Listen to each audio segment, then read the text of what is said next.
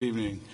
David Levitt. I appreciate all of your time sticking with us here. To begin, I really truly believe that the first thing we should do is try and enforce all the gun laws we already have on the books. If every gun law was fully enforced, we probably wouldn't need to enact any others. I have two of the bills I'd like to speak on. H 7199 is actually a couple of things that I don't believe have been said. The first, I feel that it is truly unenforceable. The New York SAFE Act, in this point, I don't believe was brought up fully. There was an incident where a person was pulled over in a traffic violation. The officer asked if they had a gun. The guy was illegal carrying. He had his license. He unloaded the gun. The officer took it upon himself to count the bullets. He had more than 7 at the time. He was fined, arrested, gun confiscated. Judge threw it out of court because the officer did not have just cause to check the amount of bullets in that firearm. Well, right now that makes it more or less that the only time we can really enforce this law is after a crime is committed. It's not going to be to prevent any crimes. There have been, through some of the pro-testimony, what I consider to be 3 fallacies that I have detected. First, in regards to the assertion of we want to keep as many rounds off of the street as we can.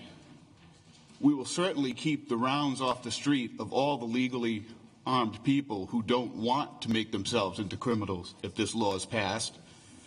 But there is nothing to stop a true criminal with bad intent, even if one of the other fallacies is, they're going to steal guns from within someone else's house, which I really don't know, and maybe someone does know how many guns have been stolen in the state of Rhode Island. But even if a person stole a gun with a 10-round magazine, we're not sealing the borders. That person can still go to New Hampshire or Maine and pick up a 17 or a 20-round magazine and slap it in that same gun. So, again, that is, I see that as another fallacy. And then comparing where now will be just like Massachusetts.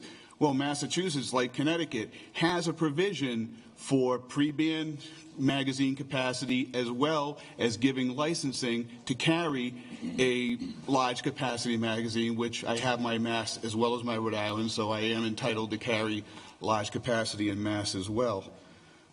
So that is my main concerns with that bill. But I do have to applaud and fully support H 7244 because it is long overdue to have the Attorney General provide all of the information with the deposition of every firearm act to see, are they plea bargaining away as, my suspicion is. So I believe that 7244 will actually go back to my opening statement and tell us, if we actually do enforce every gun law that we have, will that make a difference?